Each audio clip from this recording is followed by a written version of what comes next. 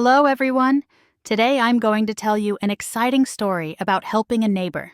This story will help you learn English in a fun and engaging way. So sit back, relax, and enjoy the story. Meeting Mr. Thompson. It was a bright and sunny morning when my family and I moved into our new neighborhood. As we were unpacking our boxes, an elderly man from next door came over to introduce himself. "Hello, my name is Mr. Thompson. Welcome to the neighborhood," he said with a warm smile. "Thank you, Mr. Thompson. It's nice to meet you. I'm Sam, and this is my family," I replied, smiling back. Mr. Thompson was very friendly, and he told us a bit about the neighborhood. He had lived there for many years and knew everyone well. A kind gesture. A few days later, as I was coming home from school, I noticed Mr. Thompson struggling to carry his groceries. I decided to offer my help. "Hello, Mr. Thompson. Can I help you with those bags?" I asked. "Oh, thank you, Sam. That would be very kind of you," he replied, looking relieved. I took some of the heavy bags and carried them to his house. Mr. Thompson was grateful for the help, and I was happy to assist him. "You're a very kind young man, Sam. Thank you," he said. "You're welcome, Mr. Thompson. If you ever need anything, just let me know," I replied. The broken fence. One afternoon, as I was playing in our backyard, I noticed that Mr. Thompson's fence was broken. It looked like it needed some repairs. "Mom, do you think we can help Mr. Thompson fix his fence?" I asked. "That's a great idea, Sam. I'm sure he would appreciate the help," my mom replied. We gathered some tools and went over to Mr. Thompson's house. He was surprised but grateful for the offer. "Thank you so much, Sam and Mrs. Green. I've been meaning to fix that fence, but I haven't had the chance," he said, working together.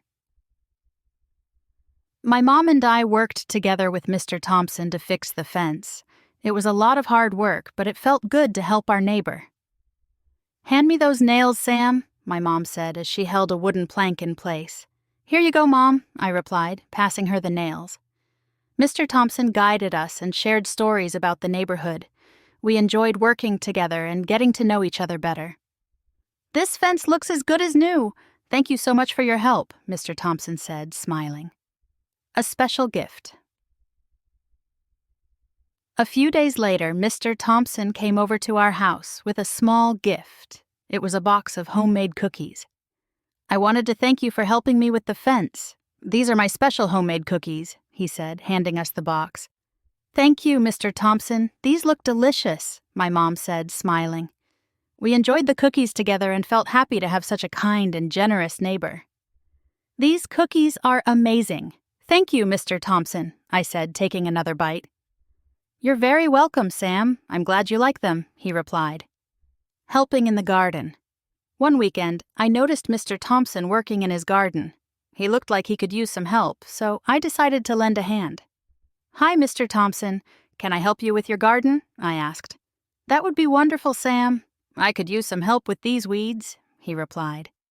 We spent the afternoon weeding, planting flowers, and watering the plants. It was hard work, but it was also fun and rewarding. "Your garden looks beautiful, Mr. Thompson," I said, admiring the colorful flowers. "Thank you, Sam. I couldn't have done it without your help," he replied, smiling. A community project. As summer approached, our neighborhood decided to organize a community project to clean up the local park. Mr. Thompson and I volunteered to help. "This park is a special place for our neighborhood. Let's make it beautiful again," Mr. Thompson said. We gathered with other neighbors and spent the day picking up trash, planting trees, and painting benches. It was a great way to bring the community together. "Thank you for helping, Sam. Your hard work is making a big difference," Mr. Thompson said. "I'm happy to help, Mr. Thompson. It feels good to do something positive for our community," I replied.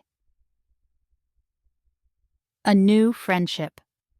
Over time, Mr. Thompson and I became good friends. We enjoyed spending time together, sharing stories and helping each other out. "Sam, you're like a grandson to me. I'm grateful for your friendship," Mr. Thompson said one day. "And you're like a grandfather to me, Mr. Thompson. I'm glad we're neighbors, I replied, feeling happy. Our friendship grew stronger, and we continued to support each other in many ways. A surprise party. Mr. Thompson's birthday was coming up, and I wanted to do something special for him. I decided to organize a surprise party with the help of my family and neighbors. Let's make this birthday unforgettable for Mr. Thompson, I said excitedly. We planned the party, decorated the house, and invited all the neighbors. When Mr. Thompson walked in, he was surprised and touched. "Happy birthday, Mr. Thompson!" we all shouted. "Thank you, everyone. This is the best birthday ever," he said, smiling with tears in his eyes. The power of kindness. Through our experiences, I learned the importance of kindness and helping others. Mr. Thompson taught me valuable lessons about community, friendship, and generosity. Helping others not only makes them happy, but also brings joy to our own lives, my mom said. I agree, Mom. I've learned so much from Mr. Thompson, I replied. We continued to support our neighbors and build a strong, caring community. A lasting impact.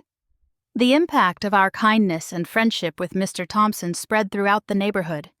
More people started helping each other and looking out for one another. Our neighborhood feels more like a family now, my dad said. It's amazing what a little kindness can do, I replied. We felt proud of the positive changes we had made and continued to nurture our community spirit. A heartfelt farewell.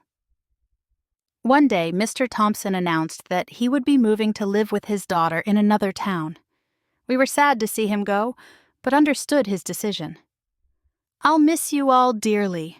Thank you for everything, Mr. Thompson said, hugging us. We'll miss you too, Mr. Thompson. Thank you for being a wonderful neighbor and friend, I replied. We helped him pack and said our goodbyes, promising to stay in touch. Keeping in touch. Even after Mr. Thompson moved away, we stayed in touch through phone calls and letters. We shared updates about our lives and continued to support each other. Hi, Mr. Thompson. How are you doing? I asked during one of our calls. I'm doing well, Sam. I miss the neighborhood, but I'm happy here with my family, he replied. Our friendship remained strong, and we cherished the bond we had formed. Continuing the legacy. Inspired by Mr. Thompson's kindness and generosity, I decided to continue helping others in our neighborhood. I organized community events, volunteered my time, and encouraged others to do the same. Let's keep the spirit of kindness alive in our neighborhood, I said to my friends. We worked together to make our community a better place, just as Mr. Thompson had taught us. A grateful heart. Looking back on my experiences with Mr. Thompson, I felt grateful for the lessons I had learned and the friendship we had shared. Helping a neighbor had enriched my life in so many ways. I'm so glad we moved to this neighborhood and met Mr. Thompson, I said to my family.